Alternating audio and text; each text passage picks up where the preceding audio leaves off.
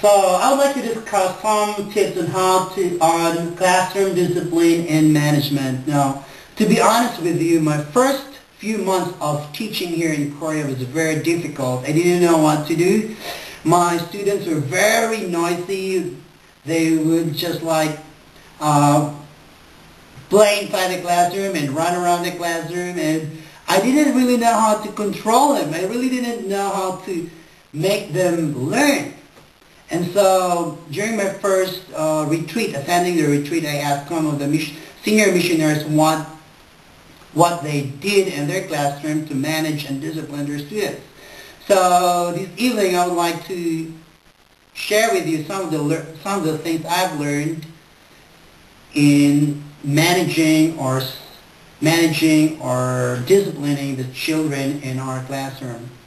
Number one that we need to do, actually you can read the full script of this presentation in our Yahoo group mail. Okay, just look in the folder Missionary Manual or in the specific folder Classroom Personnel Evangelism. So the first thing we need to do in order to manage our class is, number one is to establish authority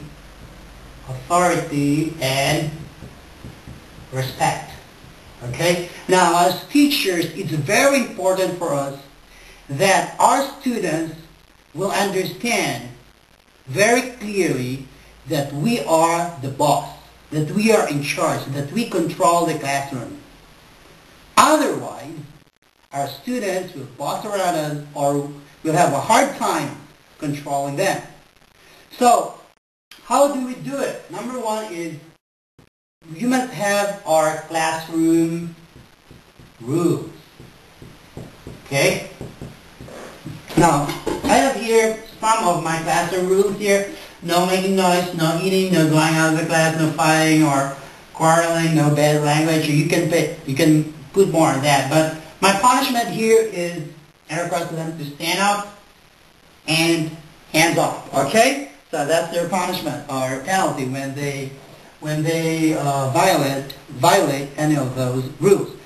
Now, we have to have these classroom rules, because if we don't have these rules, our students will think that they can do whatever they want inside the classroom.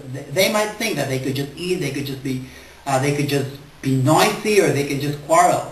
So as teachers, we have to make it clear to them. We have to let them understand that they have some rules to follow inside the classroom. Okay? Number two is we need to implement, of course. We need to implement the rules consistently. Okay? Consistently. Now, so if we see somebody making noises, quarreling to his classmate, then we need to implement the rule. Maybe we can point it down to them. You have violated a rule, so you have to be punished, something like that.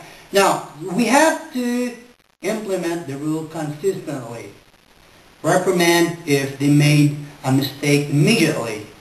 Now, because if we don't consistently implement the rules, they might have a distorted view of what is right and wrong. Maybe today, it's okay, I can just do like this, I can be noisy because maybe teacher is not very angry or he has a good mood. But we need to do this one consistently. Not only consistently, we have to do it also lovingly. Now, I've observed in my students that they are very, they're very rebellious. They're very, some of them are disobedient.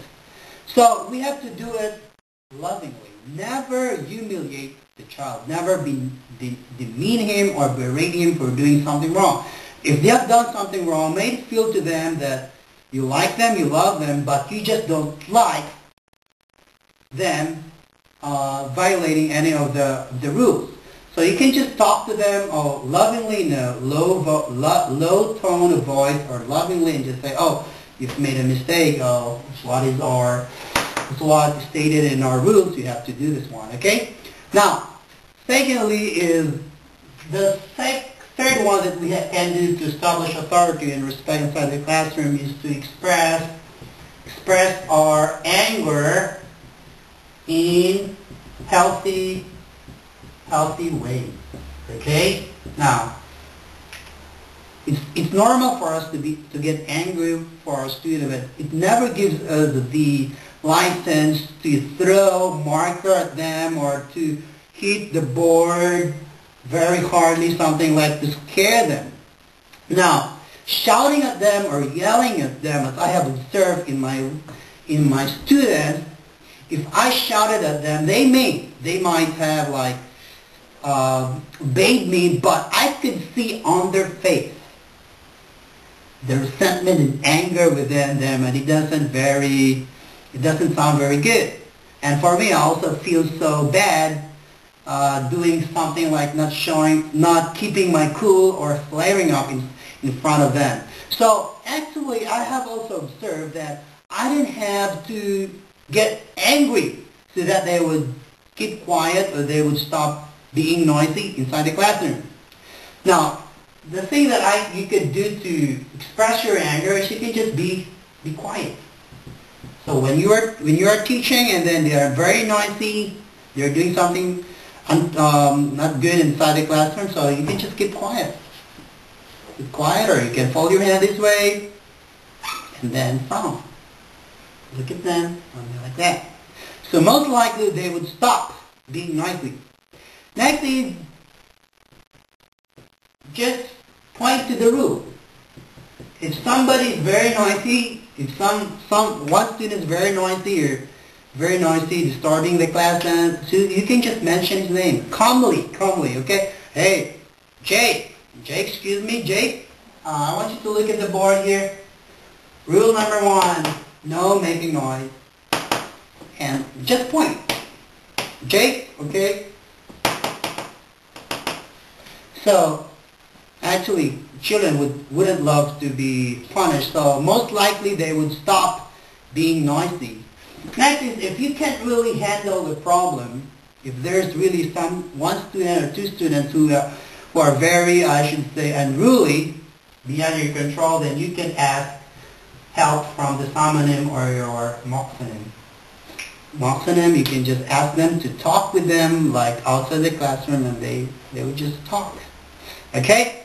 Next here is number 2 that you can do to discipline and manage the class is, number 2 is to motivate them to learn. Okay? Motivate them to learn. Now, actually, I have no problem teaching with my adult class, the mother's class, because they are very motivated to learn. They come to class to learn. But with the kids, we need to motivate them to learn, because actually they don't really willingly come to class. Maybe some of them, they're just pushed by their mom or dads to study English. So we have to find ways to motivate them to learn. Next is number 1 thing that you could. So I would like to show you a short video clip on what I do to motivate my kids to learn. So I want you to watch it. It's very short.